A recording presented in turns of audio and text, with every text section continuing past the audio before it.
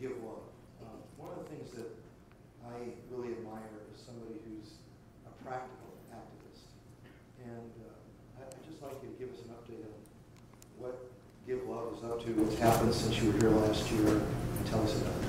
So I'm part of this NGO called GiveLove.org. We do ecological sanitation in the developing world. Part of the reason, I'm also an activist in equal pay and equal rights for women.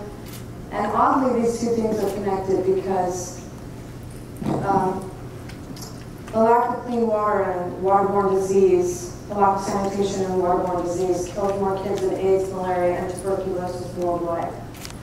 So the effect on poverty the lack of sanitation has and community health is so drastic in the developing world, such a basic right that so many people don't live with. More people have cell phones than toilets. So we work in the developing world. We have projects now in Haiti. We started a pilot with partners in Uganda. We have an amazing pilot that's been just going crazy in Nicaragua. And we have a project in India also. So I'm very happy with that work, and I think as we look at global warming and how it's going to impact particularly the poorest people, waterless toilet systems are really critical.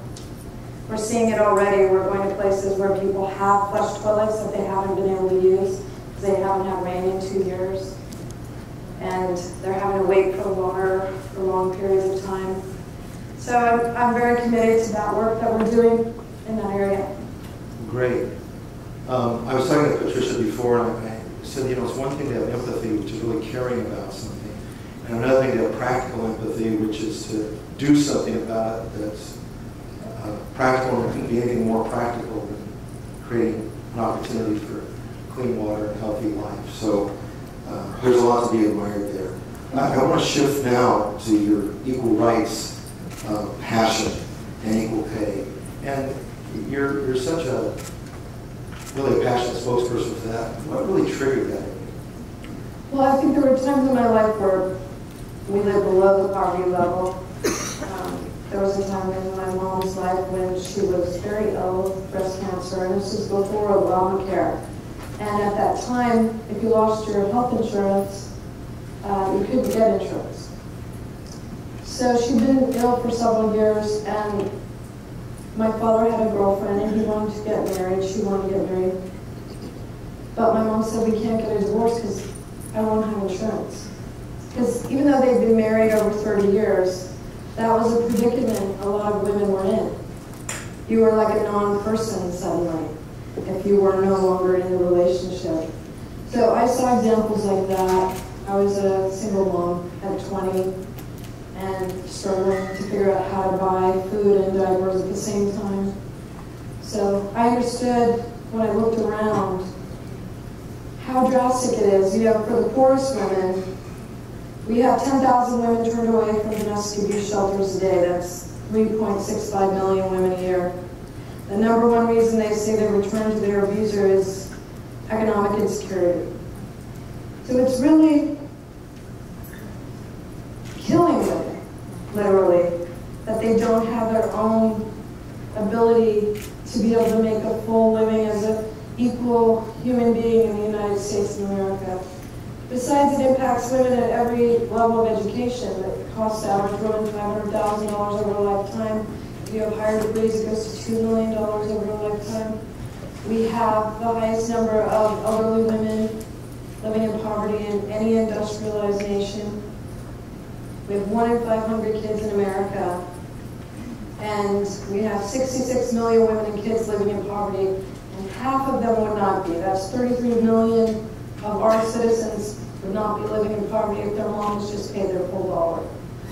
So, to me, those are numbers, but those are people. And those are our citizens. And those are people we love and care about, and they're working their butts off, and they don't have a voice in the world. So, I was given this success, and I want to amplify other people's story and other people's voices, and I want to live in a country I think we can live in, and we should be living in. I know that this year you you went to Congress, a number of lawmakers, and you bring up these sort of, well, not sort of, they're just outrageous statistics. Why in 2016, in the richest country in the history of the world, you have so many disadvantaged people who are trying so hard to stand on their own 2 feet and have all these obstacles. What did you find when you talked to lawmakers? What's the way of just getting this cleared up? Well, one thing is the Paycheck Fairness Act has come before Congress over and over again, and it hasn't been passed.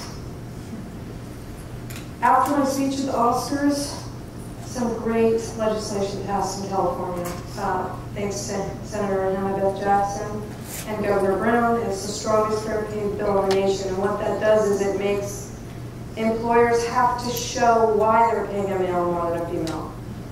You have to say, oh, well, they have a higher college degree, they have more sales. You have to have some quantifiable reason why you're paying them more. Before that, women had to prove discrimination.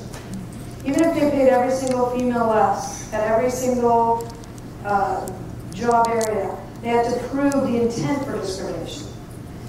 We need the Paycheck Fairness Act because it has even more laws, and women across the country need these kind of strong laws.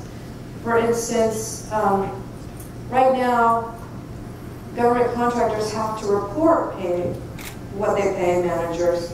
They don't have to break it down by sex or race or age. The EEOC just asked for them to start breaking it down by that. And this is the way that we'll start to get discrimination across the board weeded out. But we need more comprehensive laws. What I've learned in the room, for instance, when I'm talking about women, a friend of mine produced a movie, it's coming out September 7th. Get your girlfriends together, get your daughters, go see this movie, get everyone you know to go see this movie. It's called Equal Means Equal, and it really examines a lot of different areas where women are being impacted by lack of equal rights. For instance, when I go to DC and meet with lawmakers, one of the things I talk about is we've had 400,000 untested rape kits in the United States. We have states today that still don't know where the rape kits are, how many they have. So that has the DNA of the rapist in it, right? But this very violent crime is not being considered at all. We have states where rape victims have to write a letter every 6 months and ask, please don't destroy my rape kit.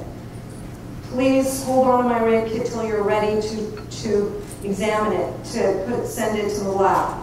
Please don't throw away my rape kit. That makes the woman relive that every 6 months. We also have states like Louisiana that make it illegal for a woman who's had a felony conviction in the last 5 years to even have a free rape kit. So these are the things that are happening. One of the things I noticed in Washington, I told one lawmaker that, he said, I didn't even know about these rape kits. I don't even know what you're talking about. So women need to be talked about, and we need to be examining all these things, and we can't be kind of a second-class citizen.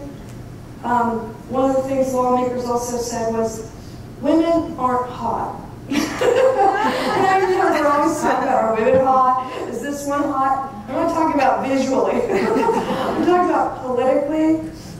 The issue of women is not considered hot. So even if you have people in Congress that you think will support women, oftentimes they're not, because we're not making them realize it is hot. It is important. That we're examining how they vote on the Paycheck Fairness Act, that we care how they pay, a vote on equal pay bills, on passing the Equal Rights Amendment. Because if we pass the Equal Rights Amendment, we can go back into court and we can say, almost all these victims are females. Is that why you've thrown away thousands of rape kits unprocessed? Is that why women have to wait years or decades for any kind of justice for one of the most violent crimes known to man? These are the kinds of questions, if we pass the Equal Rights Amendment in the United States, we could start bringing court cases so that we could start examining these bias that we have in our government, our spending across the board.